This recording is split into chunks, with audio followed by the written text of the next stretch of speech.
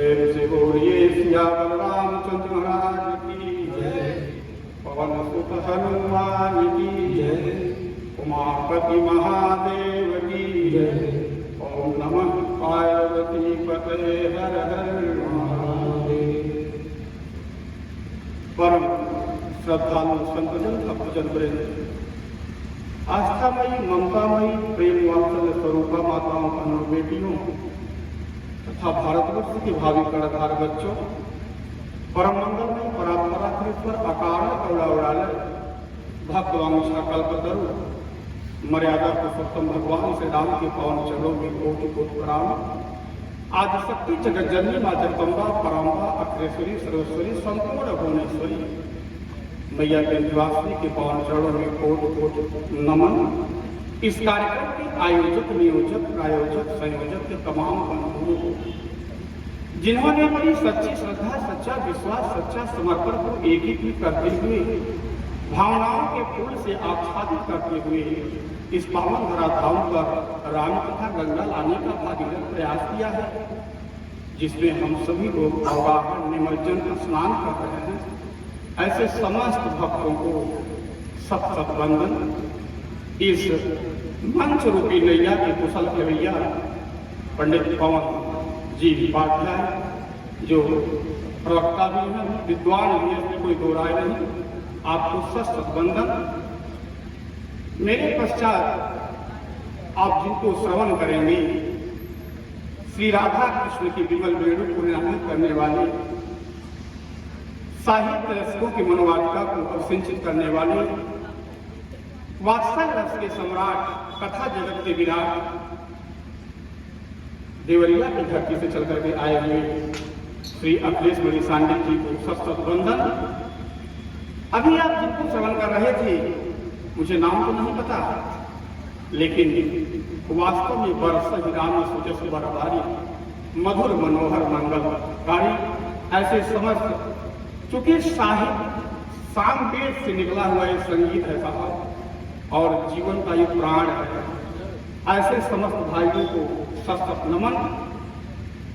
आइए सबको प्रणाम करते हुए आप सबके चित्त में जागृत उस करुणा को, वात्सल्य को, भाव को, समर्पण को आत्मसात करते हुए सबको नमन करते हुए आइए 2 बार नाम संकीर्तन, फिर प्रभु की कथा। बड़े बड़े बोध मिले प्रेम के प्रमोद मिले, मोद मिले मान के विनोद भरी बाटी में, वेदन के अंग मिले राग और रंग मिले, साधु के संग मिले घनी घनी धागी में, कहत बिहारी भला भोग भामिनी की मिली, सोने की प्रसंग मिले रत्न जड़ी बाटी में, ऊंचे धवल धाम मिले ग्राम मिले दाम मिले, राम ना मिले तो सब काम मिला माटी में। आइए साहब 2 बार नाम संकीर्तन। सीताराम सीताराम सीताराम जय सीताराम, सीताराम सीताराम सीताराम जय सीताराम, सीताराम सीताराम सीताराम जय सीताराम, सीताराम सीताराम सीताराम जय सीताराम, जगन्नाथ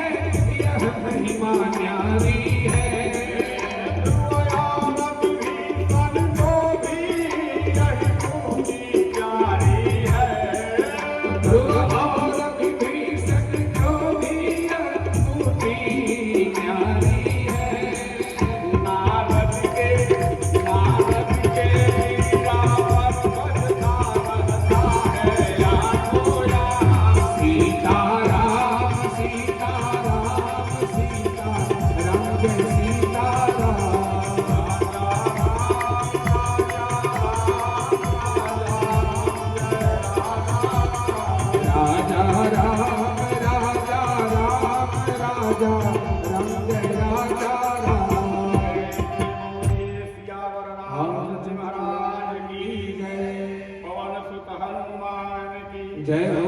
उमापति महादेव की जय हो।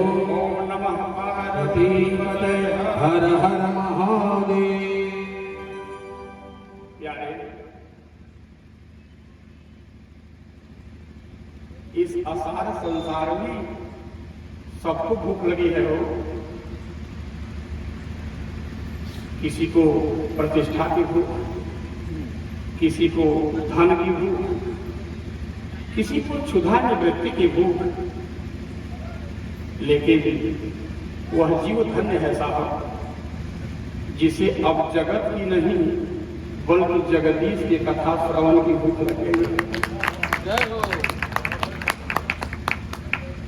जिसे विषयानंद की नहीं बल्कि परमानंद के दर्शन की भूख लग गई है। यह जो मानव शरीर धारण करके आप बैठे हैं ना, ये मामूली शरीर नहीं है साहब। बाबा तुलसी कहते हैं ना, अरे बड़े भाग मानुष तानु पावा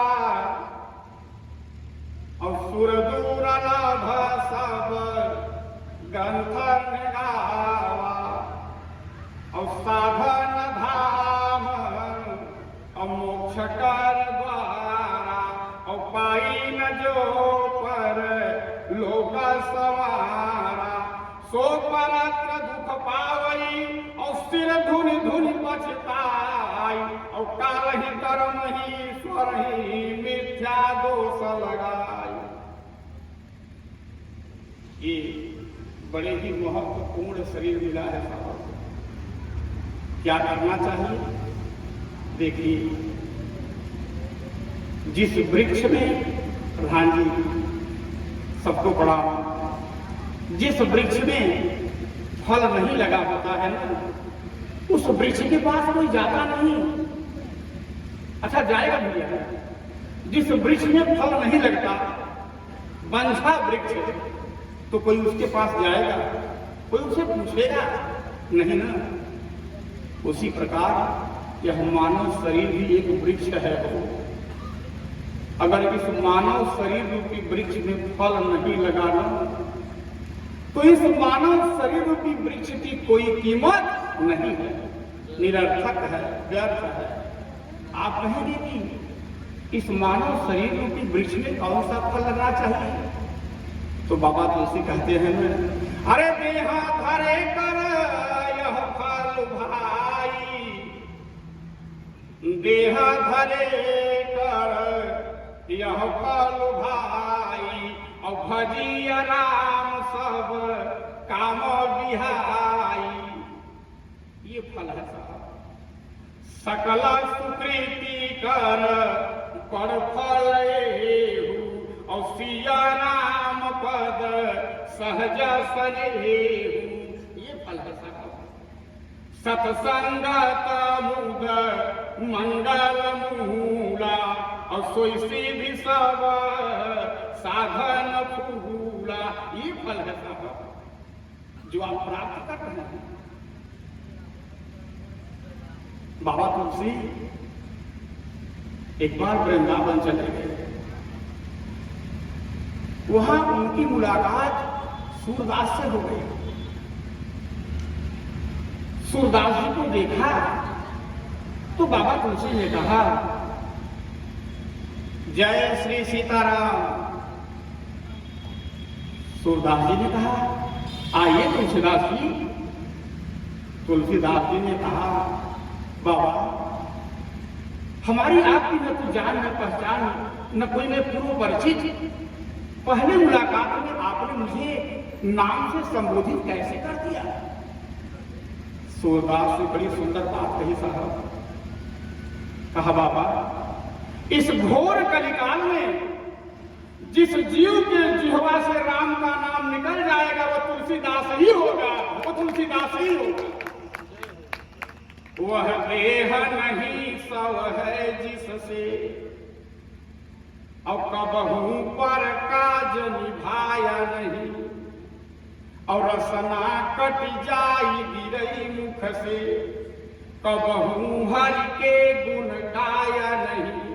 हिय फाटी परई जिसमें प्रभु के और मनमोहन रूप समाया नहीं, और यदि पाया न मंजुल राघव को तो समझो जग में कछु पाया नहीं।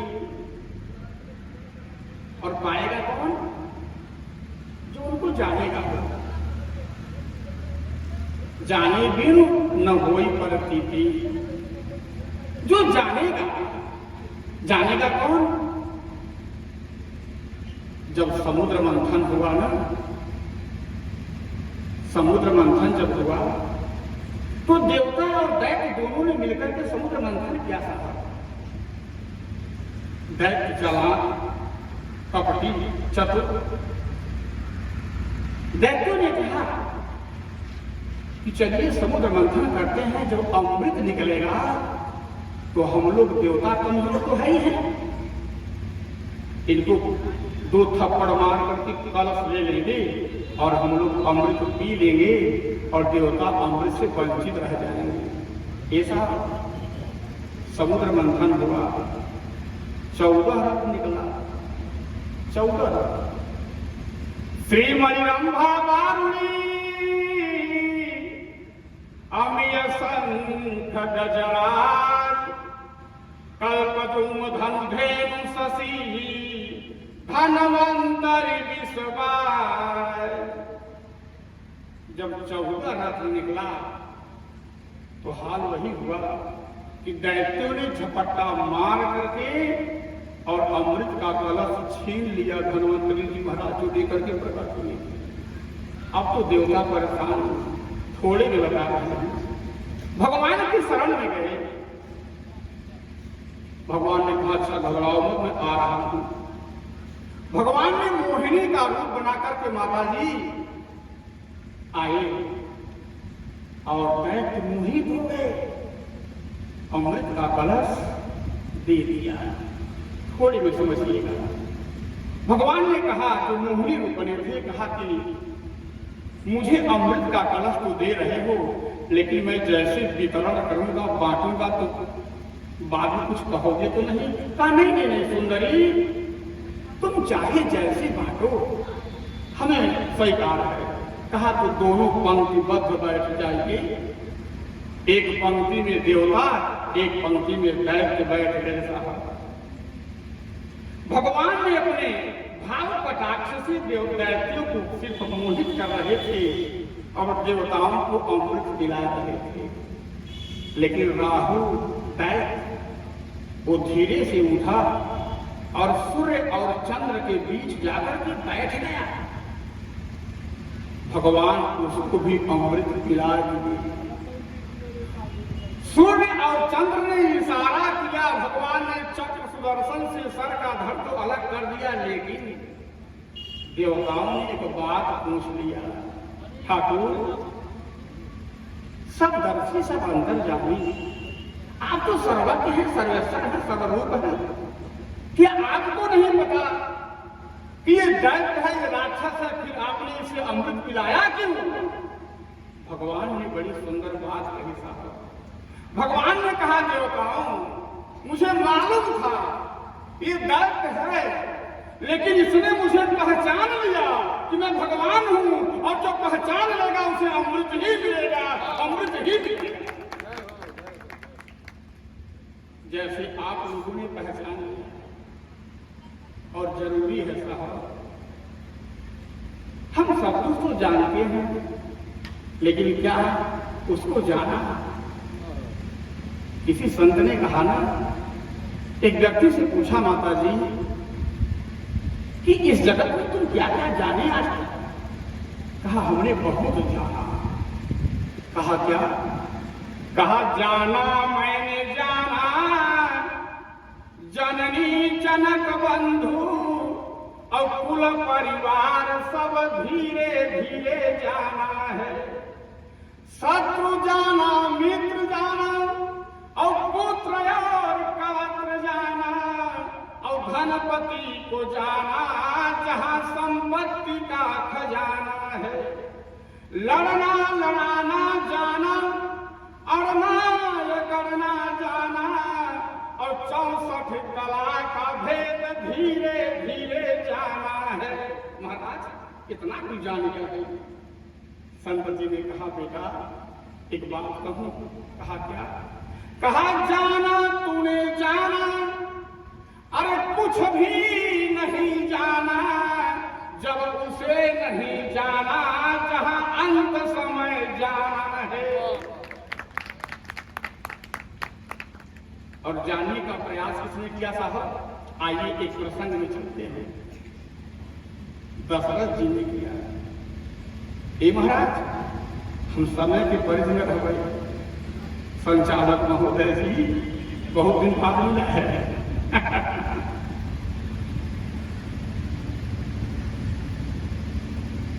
दशरथ जी ने जाना हो, दरबार में बैठे थे माता जी, चक्रवर्ती सम्राट महाराज दशरथ। उनके सामने दर्पण रखा हुआ था। उन्होंने दर्पण को उठाया और लगे देखने। राया सुभाया मुकुर लीधा। जैसे ही मुकुर माने दर्पण, जैसे ही दर्पण में देखा तो क्या देखा? बदन बिलो के मुकुट समकीना। बदन माने मुख होता है, बदन माने शरीर, लेकिन जब बाएं तरफ कान टूट जाता है उसका तो मुख होता है। चक्रवर्ती सम्राट महाराज दशरथ ने देखा कि मेरा मुकुट टेढ़ा हो गया, और तब तक उनकी दृष्टि कानों पर चली गई। अरे श्रवण समीप भय सीत केसा, और मनहु जराठा असरूपदेसा।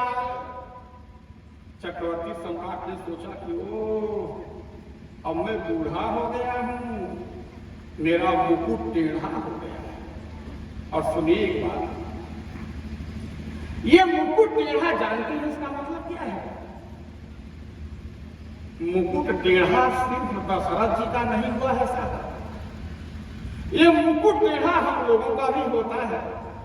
दशरथ जीव है, और दशरथ रूपी जीव के माध्यम से भगवान श्री राम ने हम सब जीवों को उपदेश दिया कि ऐ जीवात्मा, जिस तरह से दशरथ जी का मुकुट टेढ़ा हो गया, उसी तरह से तुम भी अपना आकलन करना, विश्लेषण करना, कहीं तुम्हारा भी मुकुट टेढ़ा नहीं हो रहा है।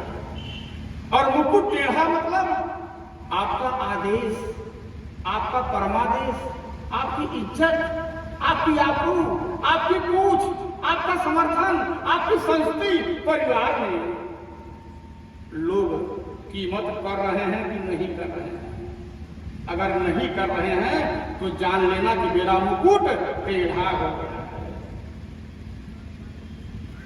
है। देखो, और खास करके चौथेपन के लोग, और मुकुट जब टेढ़ा होने लगे हैं तो दशरथ जी के मन में जो बात, जो विचार आया वही आप भी स्वीकार कर लीजिए।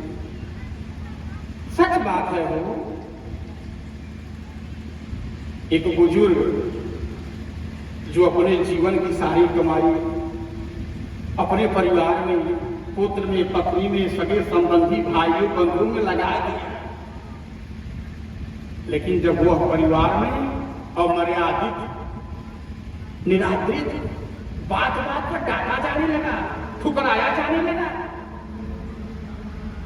तब उसको एक बात याद आई कि जिस परिवार के लिए, जिस कुल के लिए, जिस बंधु के लिए हमने अपना जीवन दांव पर लगा दिया, ईंट से ईंट जोड़ करके अपना खून पसीना एक करके बहा दिया, आज उसी परिवार में वही मेरा पुत्र, वही भाई, वही बंधु मेरा अनादर कर रहा है, निरादर कर रहा है। वह बेचारा बुढ़ा जिसकी ठोड़ी हिल रही है साहब, पांव डगमगा रहे हैं साहब, एक लकड़ी लेकर के एक पगडंडी पर जाने लगा, सोच रहा है, लकड़ी पकड़ी सुखरी कर में, पग पंथ पर न भरो डगरी, नगरी तनरी सुपुरानी परी, अब लूटत है भगरी बगरी। भगवान ऐश्वर्य और वक्त ने बागवान पारे मैं जिस परिवार के लिए हमने ऐसा कर दिया, आज मेरे हिस्सा में मेरा निरादर करके मेरे घर संपत्ति संपदा को लूट रहे हैं, बांट रहे हैं, और मैं बोल रहा हूं तो मुझे डांट रहे हैं। नगरी तनरी सुपुरानी परी, अब लूटत है भगरी बगरी। न घरी भर बैठ भजो सुहरी। क्या बताऊं, दिन दोपहरिया जेठ आषाढ़ सावन भादो दौड़ते रहते हैं सब। एक पल एक घड़ी भगवान का नाम नहीं लिया, लेकिन धन मेरी परिवार, धन मेरी पत्नी, धन मेरे पुत्र। न घड़ी भर बैठ भजो सुहरी, कथक क्रूर करी जगरी सगरी। पटदार से लेकर के समाज से लेकर के इन लोगों के लिए चारों तरफ हमने दुश्मनी मोड़ने दी, लेकिन अब तो कुछ नहीं कर सकता। क्या अवरी बिरधावन मातबुरी। अरे ओ बुढ़ापा, ऐसे समय पर आकर के तूने दस्तक दिया ना, जब चलने की बारी आई तो ऐसे समय पर तूने दस्तक दिया कि मैं चाह करके भी कुछ नहीं कर सकता।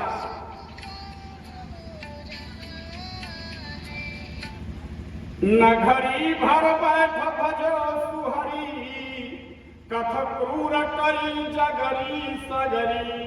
अबरी बिरधावन बात बुरी, और सुअरी समलागत है सुतरी। सुअरी सुंदर दुश्मन। एक बात बता दूं, इस संसार में यदि सबसे सुंदर दुश्मन कोई है साहब तो बेटा है, पुत्र। इससे बढ़ करके कोई आपका दुश्मन सुंदर हो ही नहीं सकता। ये हमारा अपमान कर देगा ना, मैं जाकर के बगल में नहीं बताऊंगा। क्यों? घर की इज्जत मर्यादा चली जाएगी। लेकिन दशरथ जी ने जो किया वही काम कर दिया। क्या किया?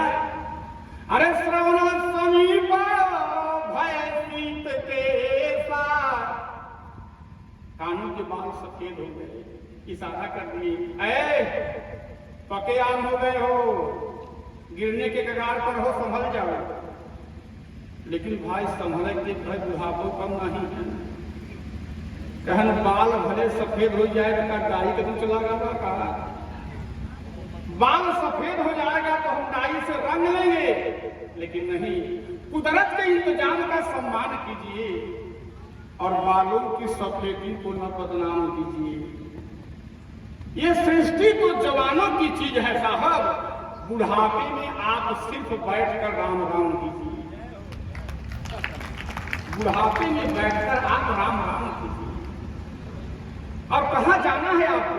कहीं अन्यत्र मत जाइए।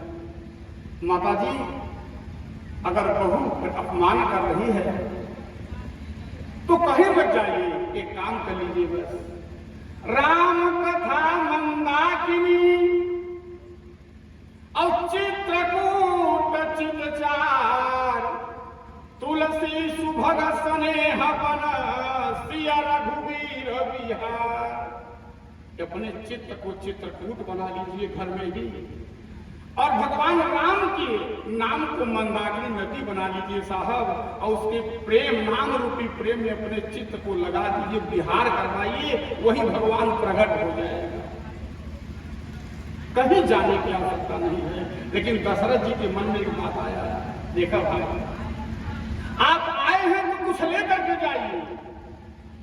एक पंडित जी कहन आप आए हैं कथा सुनने तो कुछ लेकर के जाइए। एक भाई साहब उठे पंडित जी के चप्पल लेके चल रहे हैं। कहन महाराज हमारा चप्पल हो, कहन हम ले आई, कहन काहे कहन आप ही कहा आए हैं तो कुछ लेके जाए। नहीं, राम का नाम लेकर के जाए। दशरथ जी ने क्या किया? अब घर गृहस्थी से दूर हो जाना चाहिए। अच्छा तो क्या किया जाए? पुत्र को राजगद्दी दे दिया जाए। दशरथ जी कहाँ गए? अपने गुरुदेव के पास। और जाकर के कहा क्या था, बारीकी देखना। गुरु के चरणों में प्रणाम किया, कहा गुरुदेव। हाँ राजन। अरे नाथ रामा करिहं जू बराजू और कहिया करिया तब सबई समाजू। गुरुदेव राम को राजा बनाना चाहता हूं, अगर आपकी आज्ञा हो तो मैं सारी तैयारी करूं। गुरुदेव ने बड़ी सुंदर बात कही, राजन इतनी जल्दी क्यों? देखिए, जो आपके हृदय में कपट रहेगा, यदि कोई गलती हुई है, यदि हम कहीं कोई शर्त मान करके आए हैं, कोई समझौता करके आए हैं, तो निश्चित रूप से मेरे मन में बात खटकेगी साहब। दशरथ जी के मन में यही बात आई। कहा गुरुदेव ने कहा राजन इतनी जल्दी क्यों? कहा गुरुदेव एक बात कहूं, मुझे एक भय सता रहा है। क्या? अरे पुण्य न सोचा तन रहूं कि जाऊं और जेही न होई पा छेपा छिताऊं। महाराज मुझे डर लग रहा है कि मैं चिंता रहूं न रहूं और बात बिगड़ जाएगी। क्या बात बिगड़ जाएगी राजन?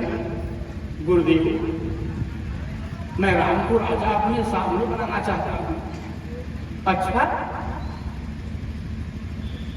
राजन, तुम्हें पता होना चाहिए, जानते हो राम कौन है? कौन है गुरुदेव? अरे सुन पर जासू विमुख पाछिताही और जासू भजन बीनू जरनी न जाही और भयऊ तुम्हार कनय सोई स्वामी। बस इतने सुना। राजन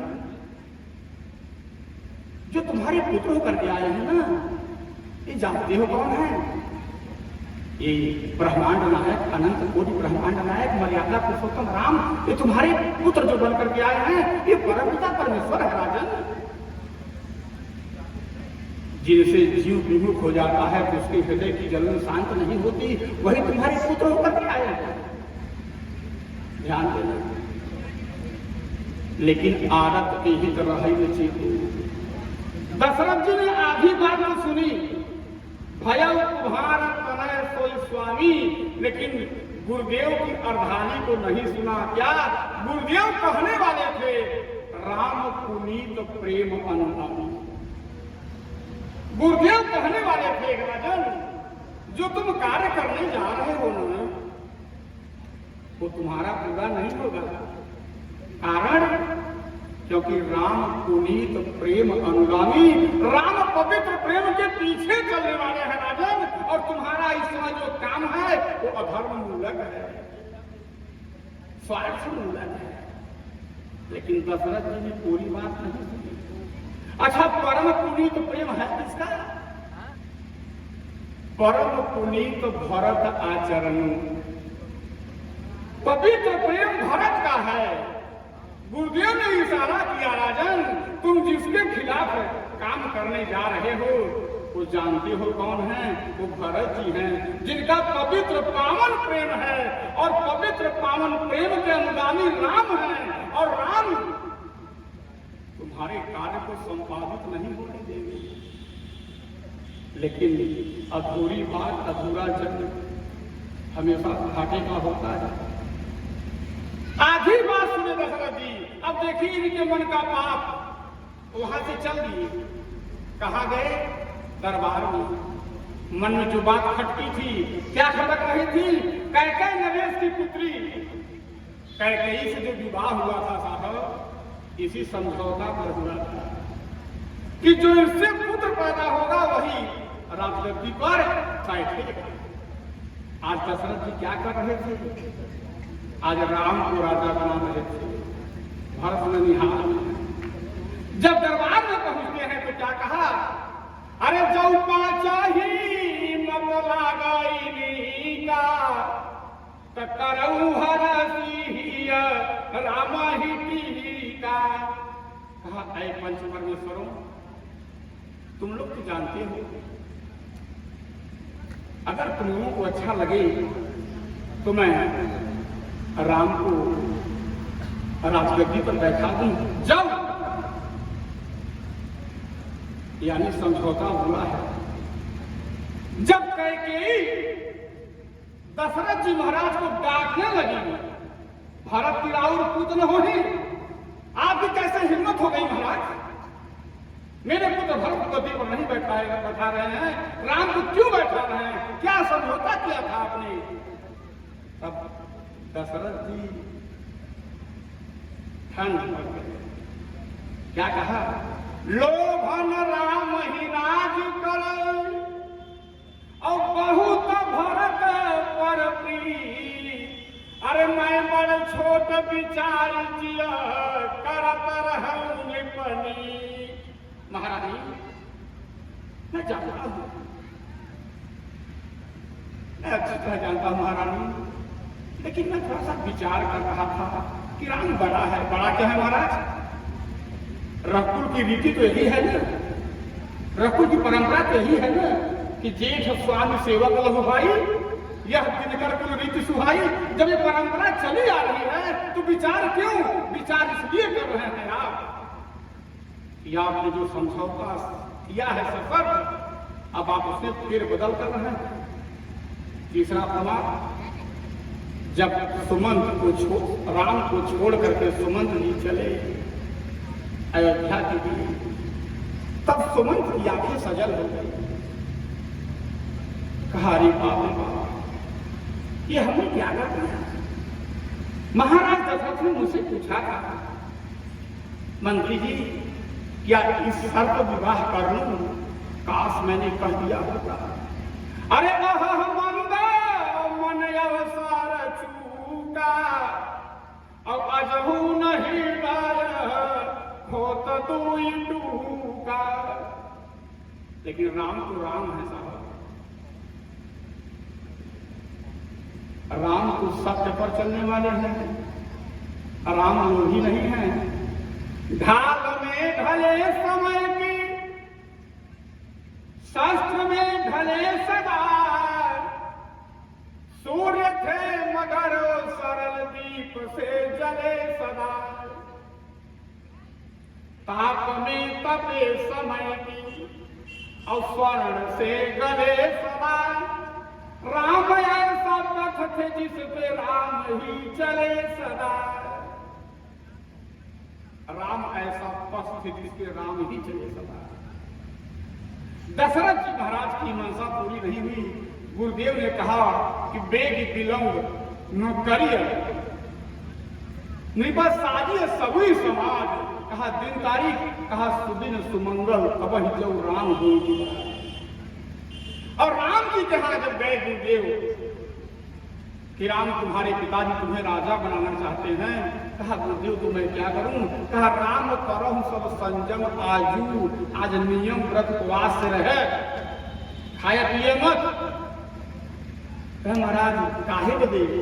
कहन जौ विधि कुशल निभाई काजू। कोई राजा बनावे चाहत जब बन जाए तो जाना है। कैकेयी से मुलाकात करके साहब, कैकेयी राम को बड़ा मानती थी। हो एक दिन कौशल्या ने देखा चुपके से, भांजी चोरी से कौशल्या ने देखा कैकेयी पूजा के कक्ष में जाकर के भगवान से प्रार्थना कर रही थी। माता जी कैकेयी भगवान भोलेनाथ से प्रार्थना कर रही थी कि हे भगवान भोलेनाथ, यदि मुझे अगला जन्म देना तो मेरे कोख से राम जैसे पुत्र को प्रकट कर देना भगवान भोलेनाथ। अरे जाओ विधि जन्म दे कर छोहु, कहो राम सिया पूता पतो। कौशल्या जी ने मानो देख लिया, सुन लिया। पूजा के कक्ष में कैकेयी प्रार्थना कर रही थी, कौशल्या जी देख रही थी। कौशल्या जी के मन में आ गया, ये बहन तुम्हें अगले जन्म में जन्म लेने की आवश्यकता नहीं है मेरी बहना। मैं आज ही राम को तुझे सुपुर्द कर देती हूँ। कौशल्या कैकेयी सुभद्रा बैठी थी। राम उधर से दौड़ते हुए आ रहे थे। राम ने जैसे ही पुकारा मां, कौशल्या ने दौड़ करके राम के मुंह पर हाथ रख दिया। बेटा राम। हाँ मां। नहीं बेटा, मैं तेरी मां नहीं हूं।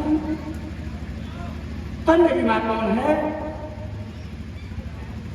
शिथिल स्नेह सुमित कौशल्या कहीं सुमित्रा जू से। शिथिल स्नेह कौशल्या कहीं सुमित्रा जू से। मैंने लखी भगनी, मैंने लखी सौत जो भगनी मेरी से ही है। ये सुमित्रा बहन, हम ऐसा सबक नहीं देखा जैसे मार कई बहन सेवक राम के। शिथिल स्नेह कहीं कौशल्या सुमित्रा जू से। मैंने लखी सौत सखी भगनी जो से ही है। अरे कहीं मोही मैया, मैं हूं मैया भरत जू की। बलैया लेती भैया तेरी मैया कैकेयी है।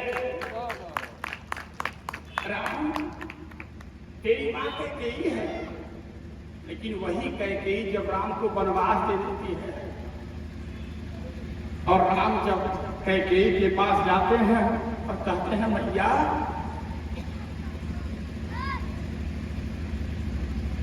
अरे मोहि कहू बातू तात दुख कारण। और करिया जताना जही कोई निवारण। मां, ये पिताजी की हालत कैसी हो गई है? ये पिताजी इस तरह से क्यों बिलख रहे हैं, क्यों रो रहे हैं? मां, ये दुख का कारण क्या है? करुणा मैं निराम स्वभाव प्रथम दीख दुख सुना लगा। मैया, पिताजी क्यों रो रहे हैं? मां, आपकी कमरे में जिस किसी को आना होता है मां, वो बगैर तेरी इजाजत के नहीं आता।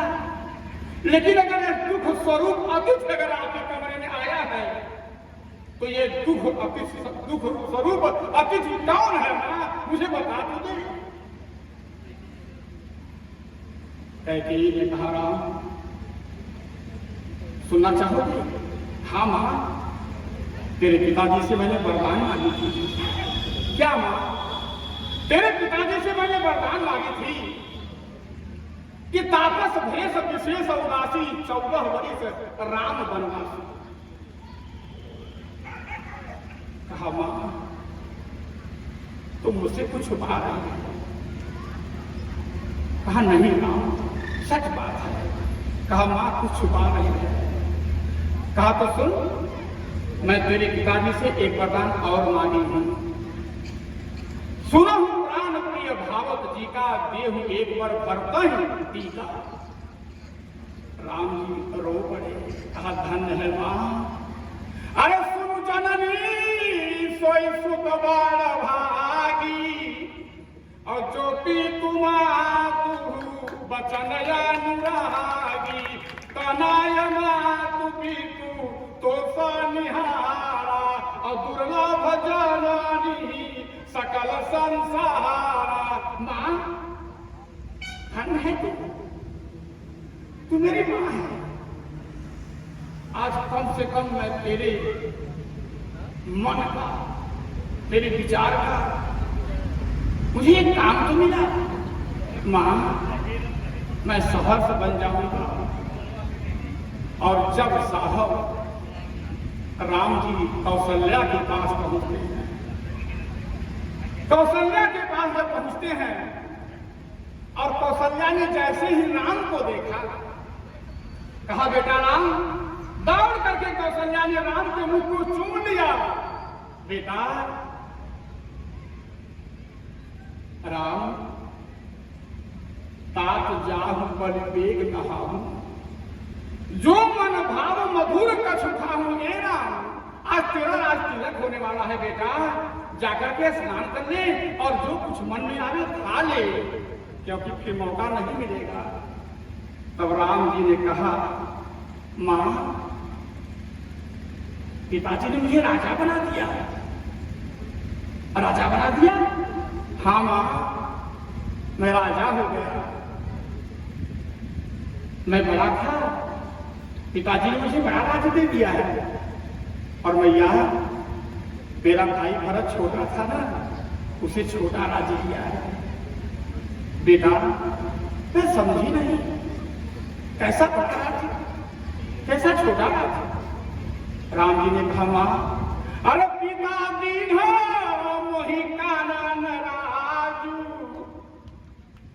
मैं जंगल का राजा हो गया मां, और मुझे खुशी है इस बात की कि मेरा भाई भरत प्राण प्रिय पावहि राजू, मेरा छोटा भाई भरत अयोध्या का राजा हो रहा है मां। कितनी खुशी की बात है ना मां। कौशल्या रो पड़ी। कहा, राम एक बात कहूं, अगर सिर्फ तुम्हारे पिताजी ने कहा हो तो बेटा, मैंने संतों से सुनी है कि पिता से अधिक माता का अधिकार होता है।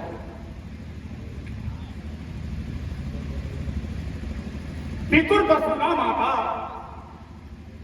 गौरवेण जगच्यते, माता दशुना मान्याधिमाता धर्मधीरुला। राम, पिता से अधिक अधिकार मां का होता है। यदि सिर्फ तेरे पिताजी ने कहा हो, अरे जब के वाला पितुआया सुता आता और कौ जान जाऊ जानी बड़ी माता। देखिए बेटा, अगर तेरी मां ने भी कहा हो ना, जब पितुआ तू कहे बन जा, जब पितुआ तू कहे बन जाना, तो कानन सत अवध समान। महाराज जी का आगमन हो रहा है, आप सब करतल ध्वन से आपका स्वागत करें।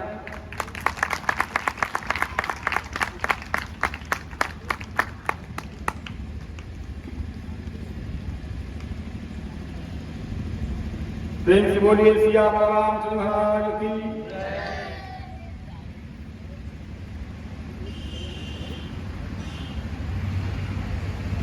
महाराज श्री के चरणों में मैं दंडवत प्रणाम करता हूँ।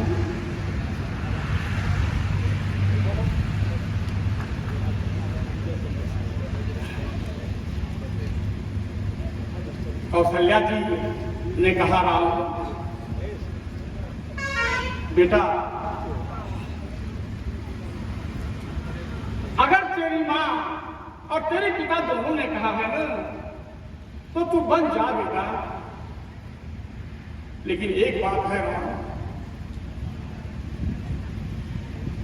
मोको नहीं का छूरो सहिए में, मुझे कोई दुख नहीं है राम।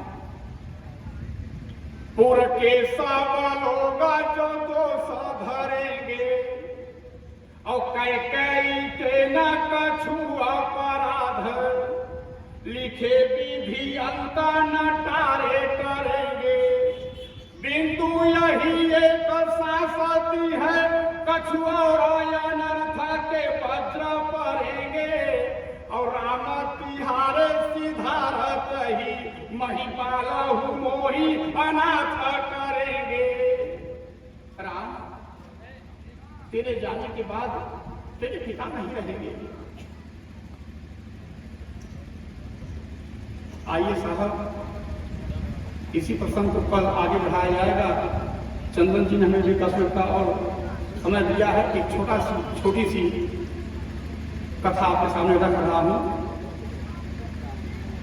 जब भगवान राम अयोध्या से लंकाधिपति राजा रावण का वध करके आ गए साहब, तो कौशल्या जी ने लक्ष्मण से कहा, ये लक्ष्मण, हनुमान को दिखा करके, ये कौन है रे? लक्ष्मण ने कहा, भैया ये हनुमान जी हैं। कहा, अच्छा, एक बात बता बेटा, मुझे एक बात समझ में नहीं आ रही है। कहा, क्या? कह हृदय विचारत 12 और कवन भांत लंकापति मारा। मेरे राम ने किस तरह से लंकाधिपति राजा रावण का वध किया। और पहली बात तो बेटा ये बता दे, मैंने सुना है कि समुद्र अगाध है, अथाह है, अपरिमित है। मेरे पुत्र राम किस तरह से समुद्र को लांघा। हनुमान जी ने कहा मैया, हनुमान जी ने कहा मैया, प्रभु राम जी ने बिना ईंट गिट्टी सीमेंट सरिया बालू के पुल बांध दिए और सेना वह पार हो गई। कौशल्या ने कहा अरे बिना आरसीसी ढलैया। कहा हाँ मैया बिना आरसीसी को। कौशल्या ने कहा तब तो बेटा मैं इसी अयोध्या में एक महिला सम्मेलन करूंगी और देश के धरातल संपूर्ण महिलाओं को बुलाऊंगी कि आइए देखिए बहना, मेरे पुत्र राम ने जो काम किया है ना, ऐसा किसी माई के लाल ने संसार में काम नहीं किया। और अपने पुत्र राम को माल्यार्पण करूंगी, माला पहनाऊंगी और लोग ताली बजाएंगे। जाओ हनुमान, संपूर्ण धराधाम पर जाकर के निमंत्रण दे आओ। हनुमान जी चले। राम जी ने कहा ए हनुमान कहाँ? कहा जा रहा हूं न्योता देने। सब दर्शी सब अंतर्यामी। राम जी ने कहा हनुमान बैठा यार। हनुमान ने कहा नहीं मैया ने कहा है तो मैं जाऊंगा। और साहब हनुमान जी जाकर के संपूर्ण धरा पर महिलाओं को न्योता दे आए और कहा अपने अपने बेटों को लेकर के आना।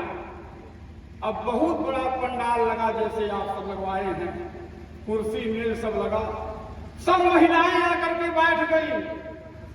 कौशल्या ने माला उठाया, कहा बहना ये जानती हो कार्यक्रम मैंने किसे रखा है? किसी ने कहा हाँ हाँ कौशल्या बताओ तो सही। कहा मेरे पुत्र राम ने ना ऐसा कार्य कर दिया है कि संसार में किसी के माई के लाल ने नहीं किया है, इसलिए मैं अपने पुत्र राम को माला पहनाऊंगी तो ताली बजाना तुम लोग। कहा ठीक है बताओ कौन सा कार्य किया आपके राम ने? कहा मेरे पुत्र राम ने बिना ईंट गिट्टी सीमेंट सरिया बालू के समुद्र में पुल बांध दिया और जैसे ही माला पहनाने चली एक कोने से महिला उठी। कहा ठहरो कौशल्या। कौशल्या ने कहा भैया हमारे घरे हमारे कार्यक्रम के लोग भेज हो। कहा बहना तुम हो कौन? तुम्हारा नाम क्या है? अगर तुम्हारे पुत्र ने ऐसा काम किया है तो उस पुत्र का नाम क्या है, काम बताइए। कहा मेरा नाम अंजनी है और मेरे पुत्र का नाम हनुमान है। माना कि तुम्हारे पुत्र राम ने बिना ईंट गिट्टी सीमेंट सरिया बालू के पुल बांधा, लेकिन जानती हो कौशल्या मेरे पुत्र राम हनुमान ने क्या किया? कहा क्या? कहा जल थल नभ सब जगह खोज कर अरे सीता मां का पता लगाया और भक्त जटायु के भ्राता ने संपाति ने पता बताया। तब हर्षित हो हनुमान ने और कस कर कमर लौटा टान और 100 योजन का समुद्र लाघा मार जोर से एक छलांग या मलय कहा लड़का फूल बांधा था हमारा लड़का कहा दिया मलय है। कौशल्या ने कहा क्यों राम ये बात सही है? कहा हाँ मामा। हनुमान जी ने कहा बारे माई क्या आवश्यकता रहा? कहा चुप रहा बेटवा, बात के चुका मर्द डाल के चुका बंदर, ये ऐलान करत है। अब जैसे ही अंजनी ने लेकर के माला हनुमान जी के तरफ पहनाने चली, एक दूसरे कोने से महिला खड़ी हो गई। आए अंजनी ठहरो, इतनी भी जल्दी क्या है? अंजनी ने कहा तुम कौन हो बहना और तुम्हारे पुत्र ने कौन सा ऐसा कार्य कर दिया? कहा तुम्हारा नाम क्या है, पुत्र का नाम क्या है? कहा मेरा नाम कुंभी है और मेरे पुत्र का नाम कुंभज है। माना कि कौशल्या के पुत्र राम ने बिना ईंट गिट्टी सीमेंट सरिया का पुल बांधा, माना कि तुम्हारे पुत्र हनुमान ने एक छलांग में समुद्र लांघा, लेकिन जानती हूं मेरे पुत्र कुंभज ने क्या किया? कहा क्या किया? कहा कह कुंभज कह सिंधु अपारा और सोखे सूजा सकल संसारा। मेरे पुत्र कुंभज ने 3 चुरुआ में समुद्र को पी करके सुखा दिया, माला हल दिया। अंजनी ने कहा हनुमान क्या यह बात सत्य है? हनुमान जी ने कहा हाँ भैया सत्य है। और जब कुंभी अपने पुत्र कुंभज को माला पहनाने चली साहब, तब चौथे कोने से, लास्ट कोने से महिला खड़ी हुई। कहा कुंभी ठहरो, कहा तुम कौन हो, तुम्हारे पुत्र का नाम क्या है, कार्य बताओ। कहा मेरा नाम तुलसी है और मेरे पुत्र का नाम तुलसी है। आए कुंभी, माना कि कौशल्या के पुत्र राम ने बिना ईंट की सीमेंट सरिया का काम किया, जो भी काम किया सागर कर किया। माना कि अंजनी के पुत्र हनुमान ने एक छलांग में समुद्र लाघा, सागर को लाघा। माना कि तुम्हारे पुत्र कुंभज ने पी करके सुखाया, सागर को पी, समुद्र को पी करके सुखाया। लेकिन मेरे पुत्र तुलसी ने जानती हो क्या किया? कहा क्या किया? कहा मेरे पुत्र तुलसी ने रामचरितमानस की गाथा लिख करके ऐसा विश्व बंधुत्व कार्य कर दिया कि एक बार जीव अगर राम का नाम ले ले तो सागर क्या, भव सागर सूख जाएगा, भव सागर सूख जाएगा। नाम लेत भव सिंधु सुखाई, करिए विचार सुजन मन माही। तो साहब, अरे प्रेम में लीन भये तुलसी, रत्नावली के प्रति पागल हो गए। और चोट लगी तुलसी ही पे, और तुलसी रस छंद के बादल हो गए। रामचरित्र के गायन से और सबके दृग के वह काजल हो गए। और राम का नेह मिलाई तना, राम का नेह मिलाई तना, तुलसी जग में तुलसी दल हो गए। शंभु प्रसाद सुमति ही अहुलसी, और रामचरित मानस कवि तुलसी। श्री राम जय राम जय जय राम, श्री राम जय राम जय जय राम, श्री राम जय राम जय जय राम। साहब, मैं सौभाग्यशाली हूँ, रेत सी आंखों में बादल से ख्वाब सजा कर बैठे हैं, नागफनी के बीच हम गुलाब सजा करके बैठे हैं। आपके साए में बैठे, आपके साए में बैठे, आपके साए में बैठे, तो दिल में यह महसूस किया जैसे हम संगम के तट पर कुंभ नहा कर बैठे। पाही नाथ कहीं पाही गोसाई, भूतल करम लगो। आइए पानी के